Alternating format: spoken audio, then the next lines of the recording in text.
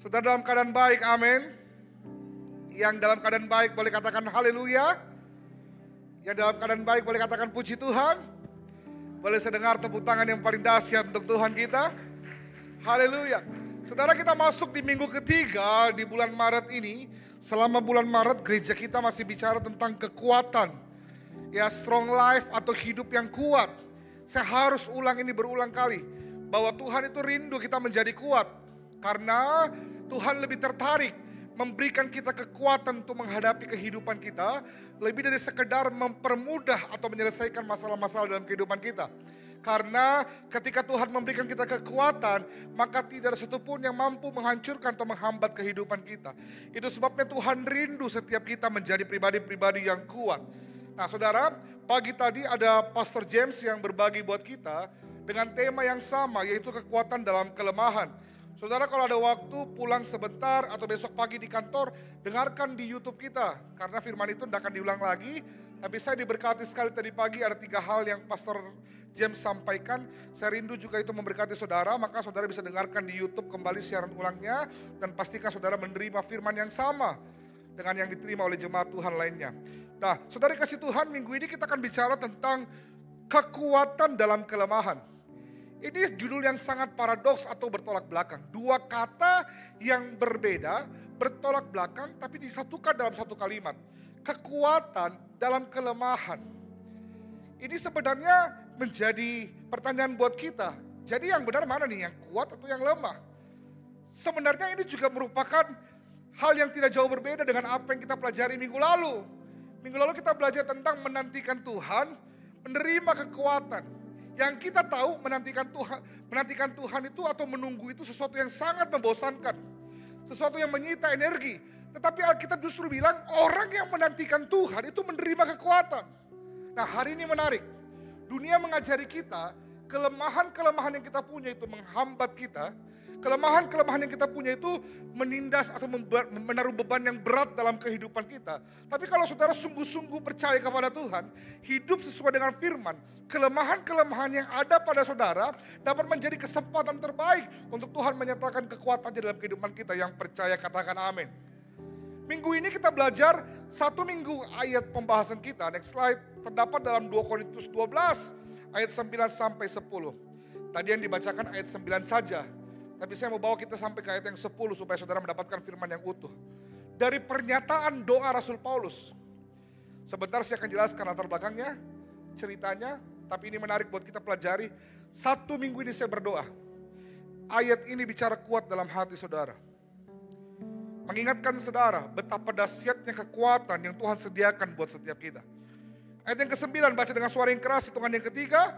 1, 2, 3. Tetapi jawab Tuhan kepadaku apa?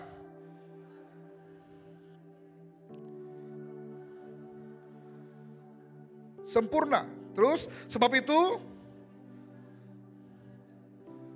supaya kuasa Kristus turun menaungi aku. Mari baca ayat yang ke-10, 2, 3. Karena itu dan siksaan di dalam penganiayaan Kristus. Sebab maka ini ayat yang bicara keras buat setiap kita. Satu kebenaran yang dahsyat yang harusnya memberikan sebuah rema yang baik buat kita. Dunia itu mengajarkan begini Bapak Ibu. Kita harus selalu terlihat kuat. Kelemahan bukan hal yang menarik bagi dunia ini. Kelemahan bukan hal yang menyenangkan buat dunia ini. Dalam kelemahan kita dianggap, diposisikan untuk berada dalam kondisi tanpa daya, tanpa kesempatan, dalam posisi-posisi yang sangat tidak menyenangkan. Tetapi apa yang baru kita baca adalah doa Rasul Paulus di dalam kelemahan-kelemahan yang dia alami. Dan justru dalam kelemahan-kelemahan itu, Paulus menemukan ada hal yang berharga di dalamnya. Hanya ketika kita sungguh-sungguh hidup dalam firman Tuhan, betapa dahsyatnya firman kita. Firman Allah mengajari kita, bagi orang yang percaya, ada hal yang berharga dalam setiap kelemahan-kelemahan kita. Katakan amin. Mari kita lihat apa yang dialami oleh Rasul Paulus. Next slide. Paulus ini rasul yang dahsyat Pak Bu. Dia betul-betul dipakai Tuhan untuk menyebarkan Injil. Dipakai Tuhan untuk memenangkan begitu banyak orang. Dari satu kota ke kota yang lain. Dari satu kota ke kota yang lain. Tapi satu kali Alkitab catat Paulus berseru-seru kepada Tuhan. Dia katakan begini, sudah 3 kali aku berseru kepada Tuhan. Banyak sekali terjemahan tentang ini. Ada yang bilang Paulus terkena penyakit. Paulus pergi ke berbagai kota, menyembuhkan orang, melakukan mujizat, menyampaikan kebenaran, tetapi dirinya sendiri tak mampu dia sembuhkan. Ada yang menyampaikan bahwa duri dalam daging yang dimaksudkan oleh Paulus itu bukan tentang penyakit, tetapi tentang hambatan-hambatan Paulus dalam memberitakan Injil. Begitu banyak tafsiran. Yang kita tahu adalah yang pasti duri dalam daging yang Paulus alami adalah sesuatu yang membuat Paulus mengerang. Tahu mengerang, saudara? Mengerang itu kayak berteriak, berseru kepada Tuhan. Saya nggak tahu apa yang saudara alami hari ini. Bisa jadi sakit penyakit, bisa jadi beban di tempat kerja saudara, bisa jadi hubungan dengan mertua atau hubungan dengan suami yang bermasalah, atau bisa jadi keadaan ekonomi saudara, atau bisa jadi keadaan orang tua saudara yang sedang sakit.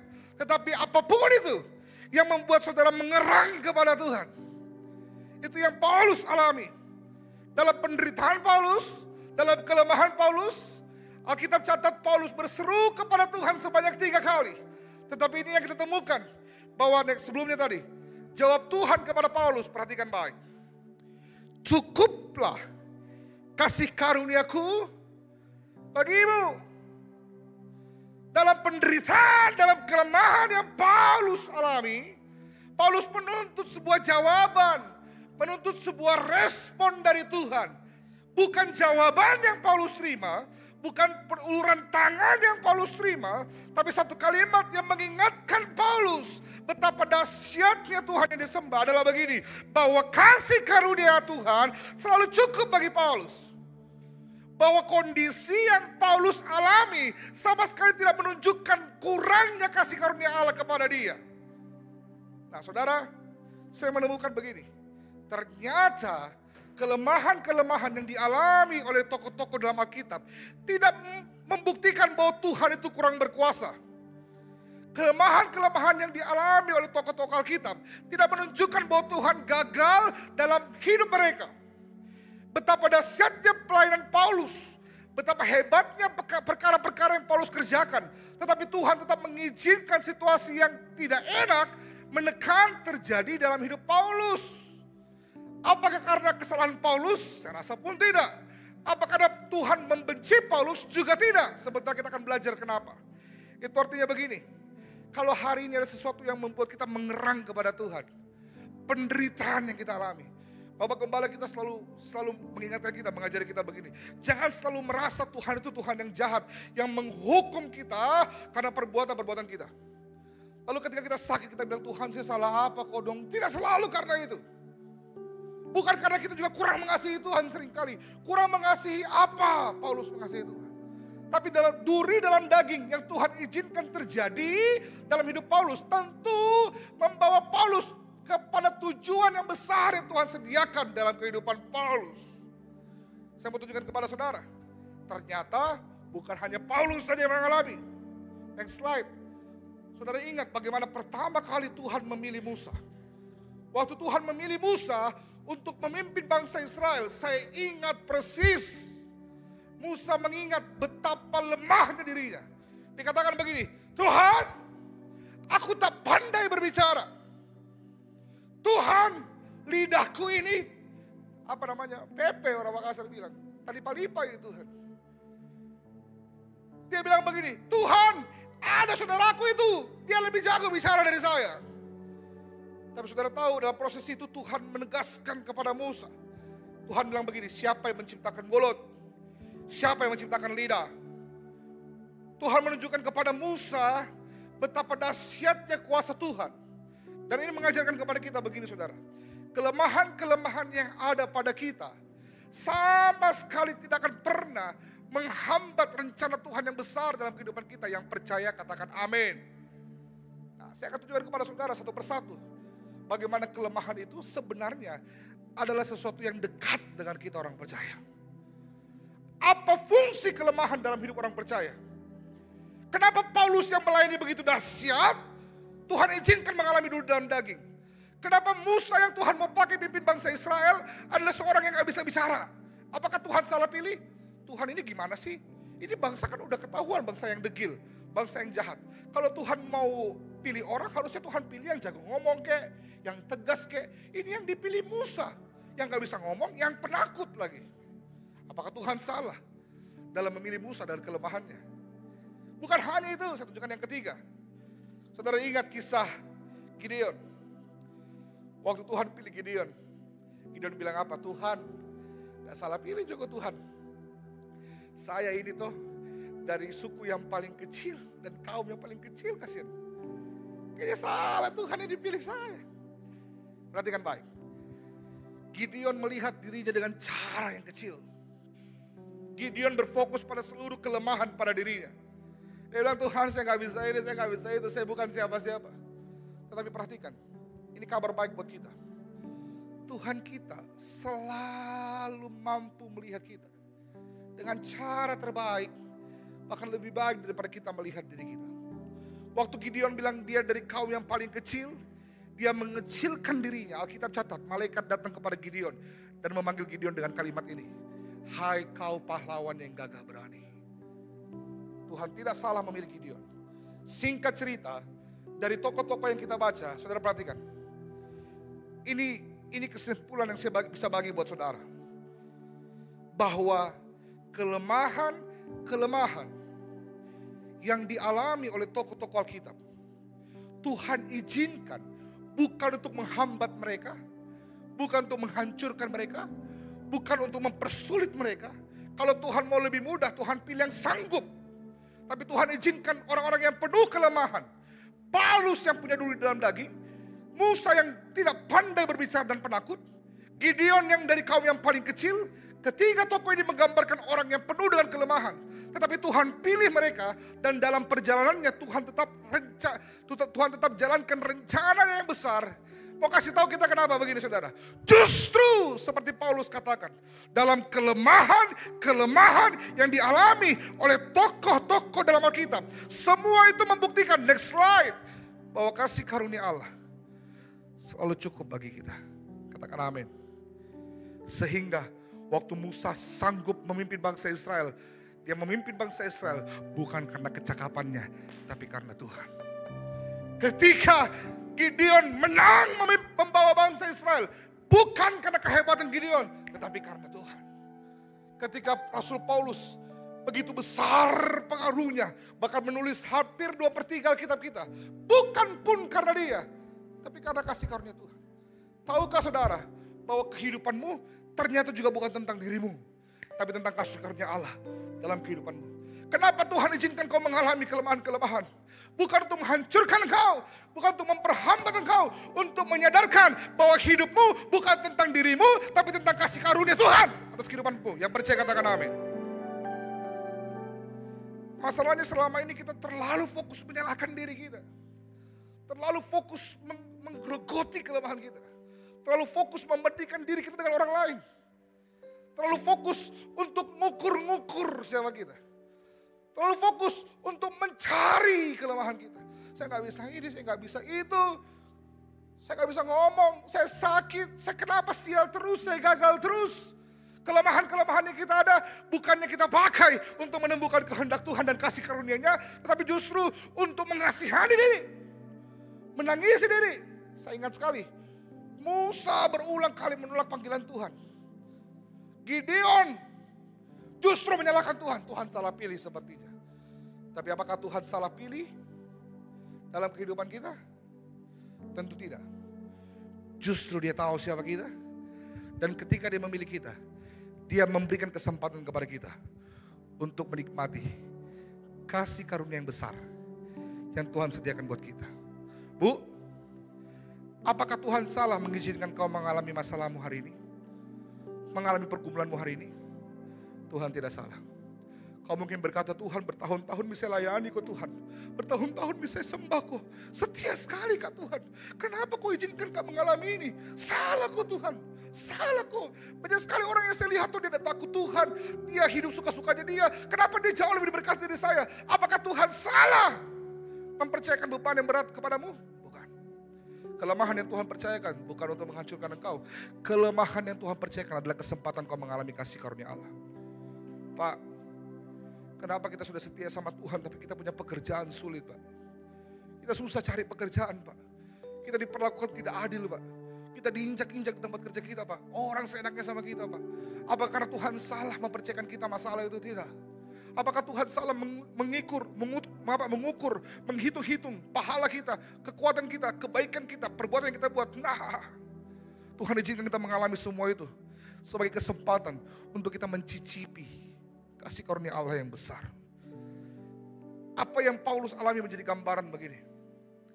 Setelah saudara lihat berulang kali ayat, saya akan banyak sebelumnya ayat-ayat tadi. Sebelumnya, apa yang saudara baca ini adalah doa dari Paulus. Sebuah terobosan iman dan pemahaman. Paulus berseru-seru. Paulus mengerang pada Tuhan. Ini fase yang dialami oleh semua orang. Semua orang saat mengalami kelemahan pasti mengerang pada Tuhan. Tapi doa ini adalah fase akhir. Bagaimana Paulus mengalami kasih karunia Allah. Kalau saudara sungguh-sungguh menghidupi kasih karunia Tuhan dalam hidup saudara, saudara berdoa, saudara juga akan mengalami doa yang dialami oleh Paulus. Sehingga saudara dapat berkata begini, kelemahan, justru dalam kelemahankulah kuasanya menjadi sempurna. Sebab itu aku terlebih suka bermegah atas kelemahanku, supaya kuasa Kristus turun menaungi aku. Karena itu aku senang dan rela dalam kelemahan, dalam siksaan, dalam kesukaran, dalam penganiayaan, dalam kesesakan. Oleh karena Kristus, perhatikan baik, ini inti dan kunci dari khotbah kita malam ini. Sebab jika aku lemah, maka aku kuat. Dari ayat ini saya mau bagi kepada kita. Setidaknya ada 3 pelajaran penting yang saudara bisa temukan. Bagaimana Paulus menemukan kelemahan, kekuatan dalam kelemahannya. Ada 3 pelajaran penting yang saudara bisa renungkan. Dan saya bisa bagikan. Bagaimana Paulus sanggup menemukan kekuatan dalam kelemahannya. Supaya saya berdoa, doa Paulus juga bisa menjadi doa saudara. Amin. Kesadaran Paulus juga bisa jadi kesadaran saudara. Yang pertama, perhatikan baik. Pelajaran penting tentang menemukan kekuatan dalam Tuhan. Yang pertama adalah begini. Kebenaran bahwa kasih karunia Allah selalu cukup bagi kita. Katakan amin. Tahukah saudara bahwa kasih Tuhan itu tak pernah berkurang dalam kehidupan kita. Selalu cukup. Ada lagunya ya, kok Felix bisa bantu. Kasih setiap Tuhan tak berkesudahan, tak habis-habisnya rahmatnya, selalu baru setiap hari, besar kesetiaanmu. Sudah tahu lagu lama kayaknya itu ya. Tapi lagu ini bilang begini, kasih karunia Tuhan buat kita itu tak berkesudahan. Selalu baru rahmatnya bagi kita. Selalu baru setiap pagi. Baru setiap pagi itu artinya begini. Saudara capek sepanjang hari. Saudara tidur, saudara bangun pagi. Saudara alami kasih yang baru. Gak pernah habis. Nah, apa yang kita pelajari dari doa Paulus? Saudara next slide, saudara perhatikan. Di ayat sebelumnya, Paulus menggerang tentang duri dalam daging yang dialami. Paulus menggerang dan berseru tentang penderitaannya. Tetapi jawaban Tuhan kepada Paulus bukan tentang uluran tangan, pertolongan dan sebagainya. Tapi jawaban Tuhan kepada Paulus adalah begini. Lus, maksudnya Paulus, cukup mi kasih karuniaku untuk kau.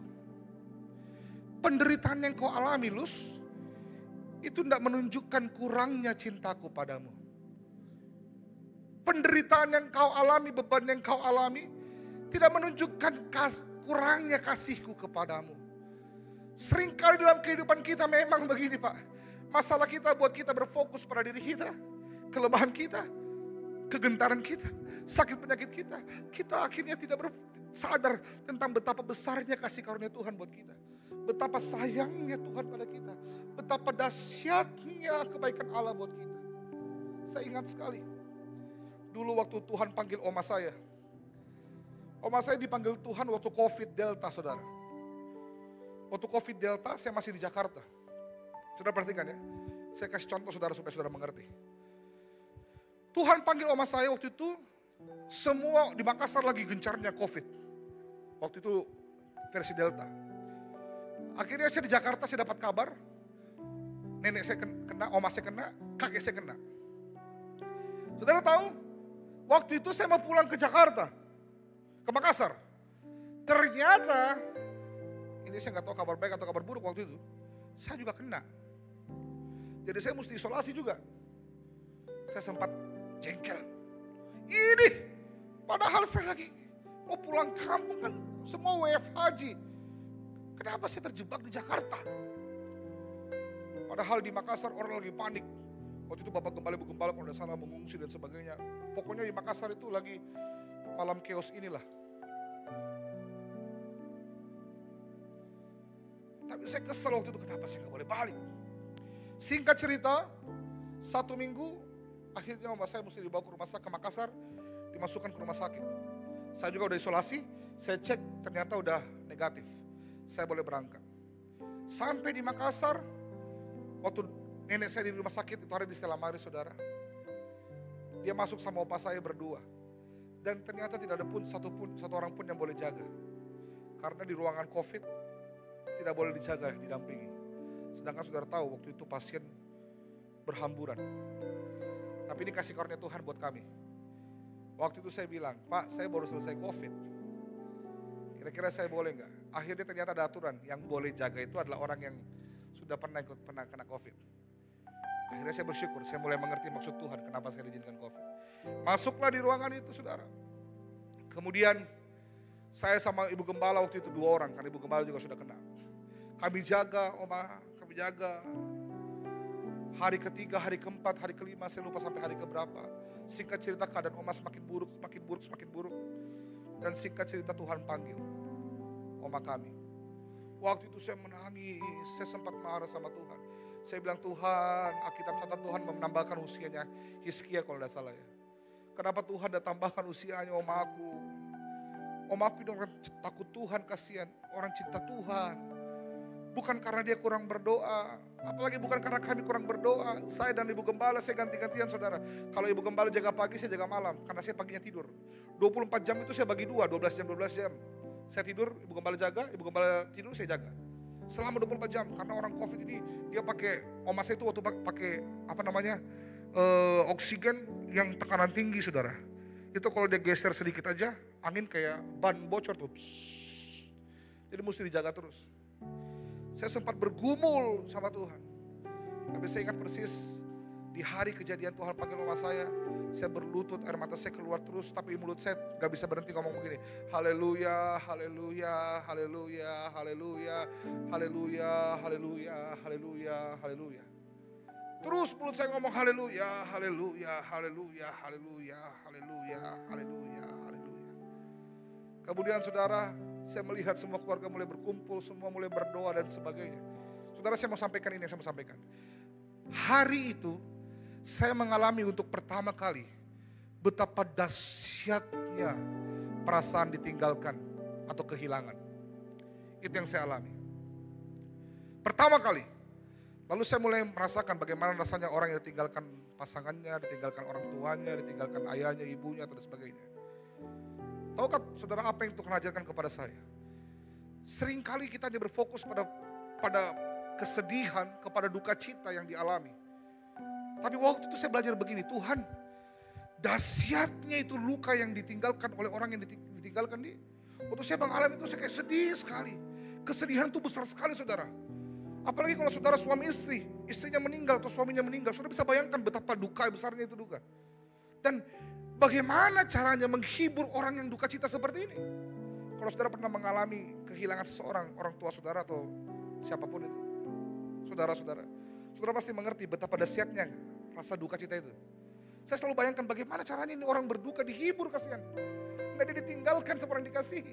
Baru saya mengerti bahwa tidak ada penghiburan yang cukup besar, yang sanggup besar, yang sanggup menolong mereka selain daripada penghiburan yang Tuhan berikan. Sudah mengerti?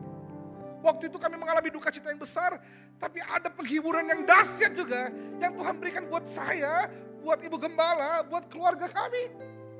Saudara, hari ini kita mengeluh betapa besarnya beban penderitaan yang kita terima, tapi kita gak pernah sadar betapa besarnya kekuatan yang Tuhan beri buat saudara.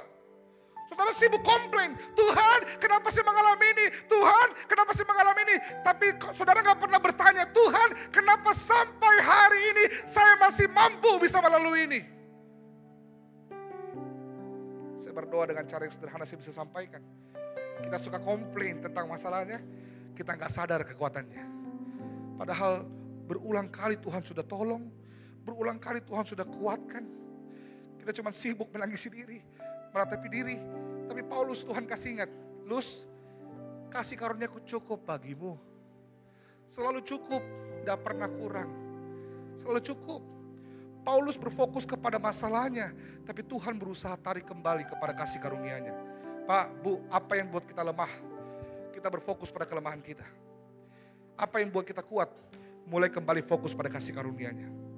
Waktu Musa lemah, Musa berfokus pada kelemahannya, dia gak bisa ngomong, dia gak bisa bicara. Tapi Tuhan bawa Musa kembali pada fokusnya kepada Tuhan. Tuhan bilang begini, Musa, saya yang buat mulut, saya yang buat lidah. Waktu Paulus lemah, dia berfokus pada dulu dalam daging. Tapi Tuhan kembalikan dengan cara berfokus pada kasih karunia-Nya. Pak, Bu, saya mau tanya kita hari ini. Kenapa kita lemah? Jangan-jangan terlalu lama kita berfokus pada kelemahan kita. Pada sakit penyakit kita, pada penderitaan kita. Maukah kita kembali mengalihkan pandangan kita kepada kasih karunia Tuhan yang tidak pernah berkesudahan dalam kehidupan kita. Gak pernah kurang, Pak. Buktinya apa? Sampai hari ini Tuhan tolong kita. Sampai hari ini Tuhan sertai kita. Ada lagunya juga itu. Berkali-kali Kau menolong. Nah, itu. Di mana ya kau ya? Kali. Saudara lebih tahu ambil darah dari saya. Berkali-kali Kau kuatkan dalam sakit. Katakan Yesus setia. Katakan berkali-kali Tuhan tolong kita. Berkali-kali Kau menolong. Berkali-kali. Berkali-kali Kau kuatkan dalam rasa sakit. Engkau ada, Yesus setia. Kalau saudara hari ini merasa lemah, saya mau ajak saudara mengingat kembali kasih karunia Tuhan. Sudah berapa kali saudara sakit dan Tuhan tolong. Sudah berapa kali saudara susah dan Tuhan turun tangan. Sudah berapa kali Tuhan campur tangan dalam kehidupan saudara. Sudah berapa kali Tuhan nyatakan dirinya kepada saudara. Hanya karena hari ini saudara mengalami kelemahan. Hanya karena hari ini saudara mengalami tekanan, masalah, pergumulan. Bukan berarti kasih karunia Tuhan berkurang dalam kehidupan saudara. Katakan amin. Mari kita kembali berfokus pada kasih-Nya. Alkitab bilang begini saudara, Daud berkata, Mazmur 37 ayat 25, baca dengan suara yang keras hitungan yang ketiga. 1, 2, 3. Dahulu, sekarang, bukan saya yang bilang ya, saudara yang bilang, saudara tua. Yang baca ayat yang kuning, 2, 3. Tetapi,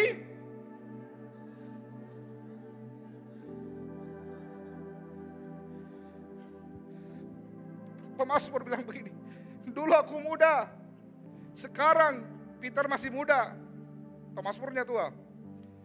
Tetapi tidak pernah dilihat ada orang benar ditinggalkan, atau anak cucunya minta-minta roti. Pak, Bu, kapan saudara lihat Tuhan tinggalkan saudara? Pak, Bu, kapan saudara lihat Tuhan kecewakan saudara? Apakah saudara sungguh-sungguh melihat dengan cara yang benar? Keadaan mungkin mengecewakan, tapi Tuhan tidak mengecewakan. Keadaan menyedihkan, tapi Tuhan tidak menyedihkan. Tuhan tidak pernah tinggalkan kita. Ada satu lagu lama saudara, saya nggak tahu kok Felix tahu ya. Sampai masa tuamu, aku Yesus tetap Dia. Sampai tetap menggendong aku tetap melakukannya, karena kamu terus ku mau. Saudara yang tahu boleh nyanyi dengan suara yang keras. Sampai masa tuamu, aku Yesus tetap dia. Sampai tetap mendong kamu, aku tetap melakukannya.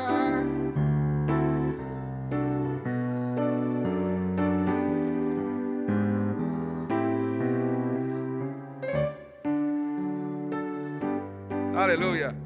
Dari suara saudara ketahuan berapa umur saudara. Saudara, ini lagu lama sekali. Saya pun juga belum ada di lagu ini saudara.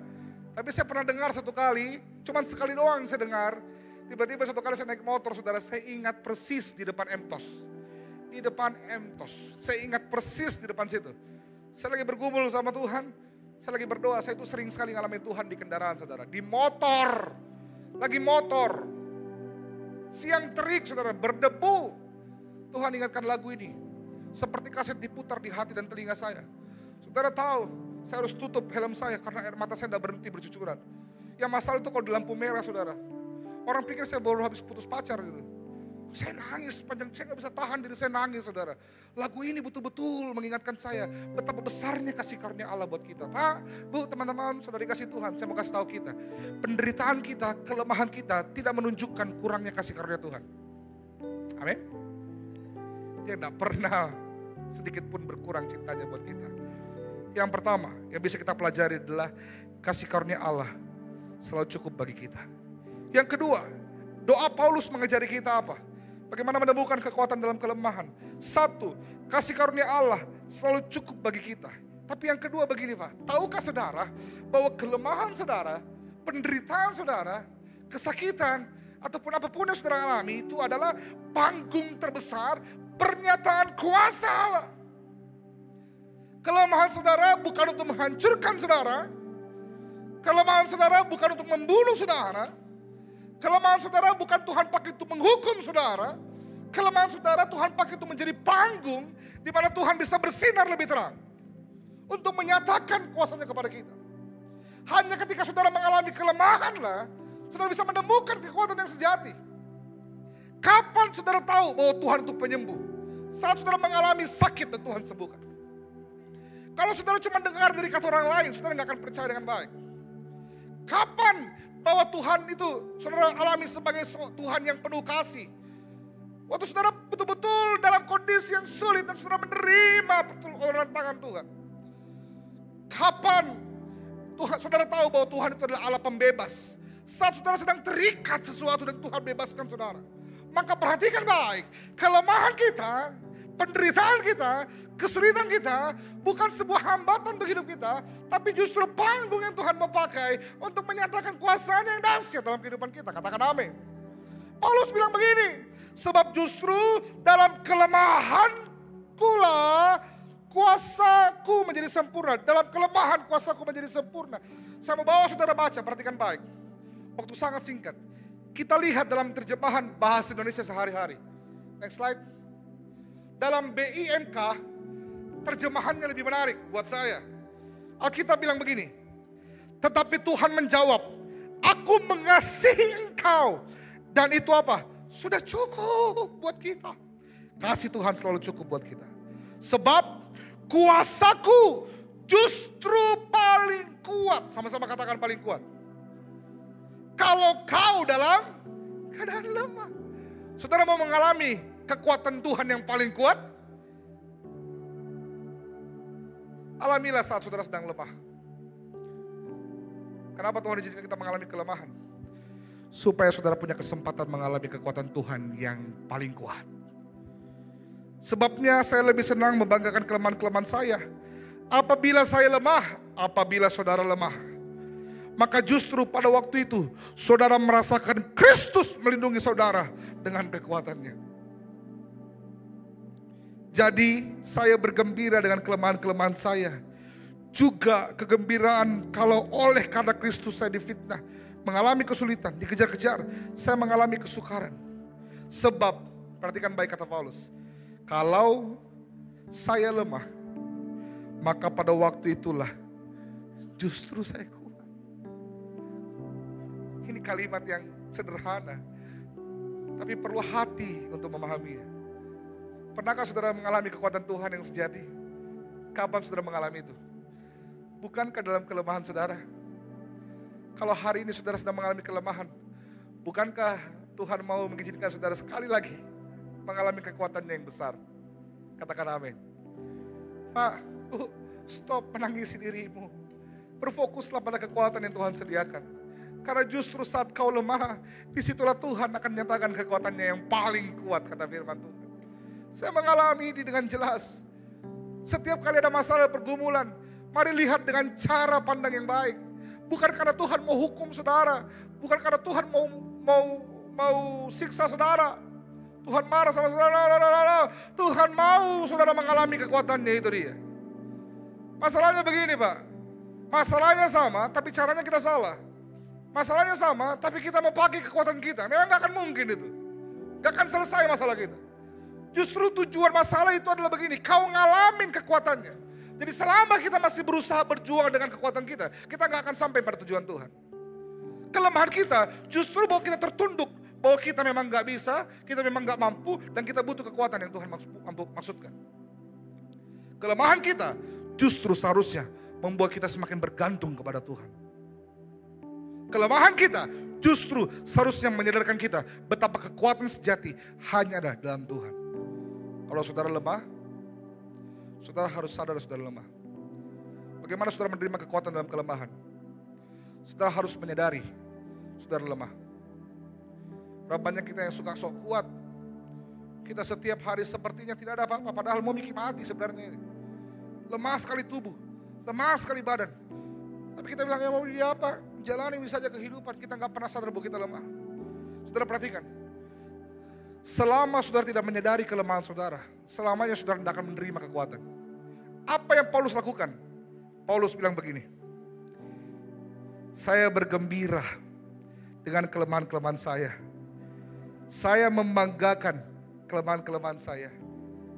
Dari sini kita belajar bahwa Paulus mengenali, mengakui, menyadari karunia yang akan diberikan Allah untuk kita melaksanakan kehendaknya. Kita harus belajar untuk mengakui kepada Tuhan, Tuhan, hari bebanku berat. Datang pada Tuhan, bawa setiap kelemahan kita, bawa setiap beban berat yang kita punya, bawa setiap keterikatan kita. Mari akui di hadapan Tuhan, sama seperti Paulus berseru kepada Tuhan. Saat kau berseru dan mengakui kepada Tuhan, saat kau menunjukkan kelemahan-kelemahanmu kepada Tuhan, sama seperti Paulus, disitulah kelemahanmu dipakai Tuhan untuk menjadi panggung pernyataan kuasa Allah yang besar. Dan kau akan menerima kekuatan daripada Tuhan yang mengerti dan yang percaya. Boleh kasih tepuk tangan buat Tuhan kita. Artinya begini, kesimpulannya, semakin besar masalah kita hari ini, semakin besar kesempatan Tuhan nyatakan kuasanya buat kita. Saudara punya hati itu dong. Setelah kalau saudara mengalami masalah, besarnya ini masalah Tuhan. Ingatkan diri saudara, artinya besar juga sesuatu yang menunggu saya, yaitu kemuliaan Tuhan. Semakin berat bebannya, semakin besar kemuliaannya. Halo? Ayo, mentalitas yang benar, sudut pandang yang benar. Yang terakhir, saya akan tutup di sini. Pelajaran penting dari doa Paulus. 1, kasih karunia Allah selalu cukup bagi kita. 2, kelemahan kita adalah panggung pernyataan kuasa Allah. Yang ketiga, saya gak mau saudara salah paham. Kekuatan sejati diberikan hanya saat saudara hidup benar. Pak, jangan salah dengan apa yang saya sampaikan tadi. Kekuatan yang Paulus terima karena Paulus mengalami kelemahan-kelemahan, bukan karena perbuatan salahnya, bukan karena dosanya. Saudara baca ayat ini dengan jelas, next slide. Karena itu aku senang dan rela dalam kelemahan. Kelemahan yang Paulus maksudkan ini, dalam siksaan, dalam kesukaran, dalam penganiayaan, dalam kesesakan. Karena apa? Karena Kristus, Pak. Bu. Jadi jangan seenaknya klaim kekuatan dari Tuhan. Waktu saudara lemah, klaim. Perhatikan dulu, kelemahan itu terjadi karena apa? Apakah karena saudara sudah sungguh-sungguh hidup benar dan mengasihi Tuhan? Saudara berhak mengklaim itu. Tapi kalau saudara mengalami kelemahan karena penderitaan, karena dosa, karena kesalahan saudara, sebelum saudara klaim kekuatan, saudara harus bertobat lebih dulu. Saudara, Alkitab catat begini, next slide. Kamu akan dibenci semua oleh karena namaku. Perhatikan, semua kita pasti suatu hari akan dibenci. Tapi pastikan saudara dibenci jangan karena kesalahan saudara, tapi karena Tuhan. Ada orang dibenci karena hidupnya jujur. Di tempat kerja dia gak mau curang. Disuruh korupsi dia gak mau, dibenci dia. Dibilang sok suci lah, munafik lah, cari muka lah. Ada orang yang dibenci karena mempertahankan kesucian. Pacaran gak mau neko-neko. Pacaran gak mau sembarangan. 3 kali pacaran diputusin karena apa? Karena jaga kekudusan. Yang untuk kali ini dibenci karena nama Tuhan. Tapi saya mau jujur ya Bu, minta maaf ya. Ada orang dibenci bukan karena Yesus. Dibenci karena mulutnya. Kalau dia ngomong, iblis sampai permisi, tabe kita yang juara kanda. Iya. Ada orang dibenci bukan karena Yesus, dibenci karena tidak bisa dipercaya. Kenapa Tuhan tidak pernah kasih saya di bisnis, tidak pernah ada orang cocok sama saya, tidak pernah ada rekan bisnis yang panjang sama saya. Bukan karena Tuhan tidak sayang kau, kau nggak bisa dipercaya. Kalau kau dipercaya, kau nipu. Saudara mengerti? Kenapa saudara nggak menerima promosi hari ini? Bukan karena Tuhan dibenci karena nama Yesus. Saudara dibenci karena karakter saudara buruk.